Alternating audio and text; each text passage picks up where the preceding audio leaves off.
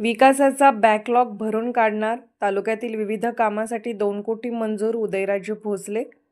सांगलीच्या कवठेमहांकाळ तालुक्यातील विविध विकास कामासाठी 2 कोटी रुपये मंजूर झाले असल्याची माहिती भाजपाचे कवठेमहांकाळ तालुका अध्यक्ष उदयराजे भोसले यांनी महाराष्ट्र वेद न्यूजशी बोलताना दिली आहे. यावेळी जिल्हा सरचिटणीस अनिल लोंढे, धनंजय शिंदे, युवा मोर्चा अध्यक्ष अभिजित शिंदे, कोषाध्यक्ष विशाल पाटील, सचिन भोसले, नारायण बंडगर, विशाल भोसले उपस्थित होते. उदयराजे भोसले पुढे म्हणाले की तालुक्याच्या विकासाचा बॅकलॉग भरून काढण्यासाठी सर्वतोपरी प्रयत्न करून तो भरून काढू असे सांगितले. पाहूया यापुढे ते काय म्हणाले. महाराष्ट्र वेद न्यूजसाठी मुख्य संपादक लक्ष्मण सनगर, कवठेमहांकाळ. जिल्हा नियोजन डीपीडीसी मधून 2025-26 या कालावधीसाठीच्या निधीमध्ये आपल्या कवठेमहांकाळ तालुक्याला जवळजवळ 2 कोटी रुपये निधी, त्यामध्ये जनसुविधा, नागरी सुविधा, महावितरण, त्याचबरोबर ग्रामीण मार्ग अशा पद्धतीनं 2 कोटी रुपये निधीचं पहिली यादी या ठिकाणी आज जाहीर झाली. त्यामध्ये बऱ्याचशा गावांना निधी देण्याचा प्रयत्न मागणीनुसार क्रायटेरिया ठरवून अति महत्त्वाची कामे, त्याचबरोबर गावाच्या त्या गावच्या सरपंच, त्या गावच्या पदाधिकाऱ्यांच्या आणि प्रमुख मागण्या विचाराधीन घेऊन या ठिकाणी आम्ही निधी वितरित करण्याचा प्रयत्न केलेला आहे.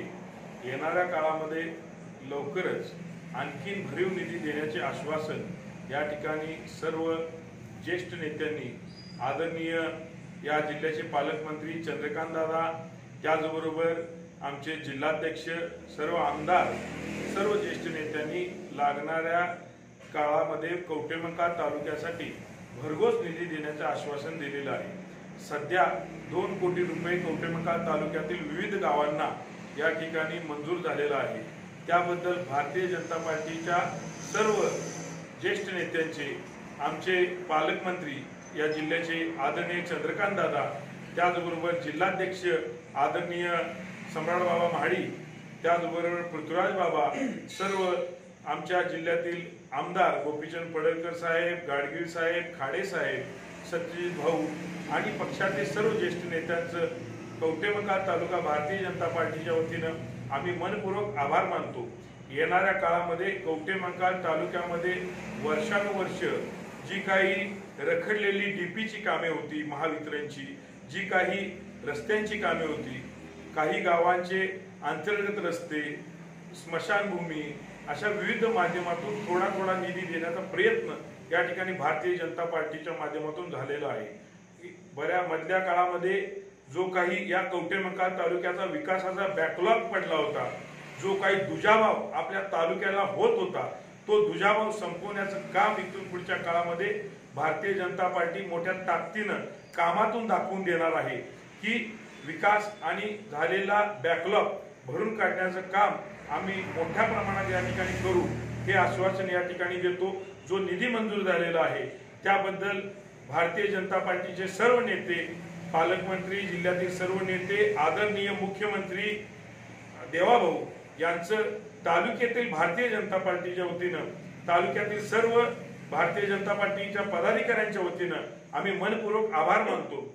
येणाऱ्या काळात इतर गावचे जे काही कामं असतील, जे काही प्रश्न असतील, कोणताही पार्टी पक्ष पात न करता क्रायटेरिया ABCD, प्रथम जी काही गावाच्या दृष्टीनं महत्वपूर्ण काम आहे ती एक क्रायटेरिया, त्यानंतर जी महत्वाची कामं आहे, अशा पद्धतीनं क्रायटेरिया लावून अति महत्वाची कामं फर्स्ट कॉल मध्ये धरून राहिलेला जो विकासाचा गावागावांचा बॅकलॉग आहे तो भरून काढण्याचं काम होईल.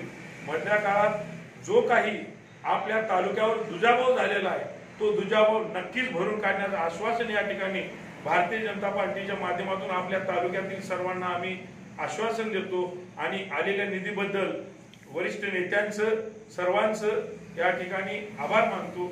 जय हिंद, जय महाराष्ट्र. मागचा जो बॅकलॉग भरून काढायचा म्हणता तुम्ही, तर त्यामध्ये कोणकोणत्या गावात काय समस्या आहेत याबाबत आपण काय अभ्यास वगैरे केलेला आहे का? काय त्यामध्ये बरेचशा कालावधीमध्ये आमदारांच्या माध्यमातून असो किंवा खासदारांच्या माध्यमातून बऱ्याचशा वेळेला लोकांकडून पत्र देण्यात आली.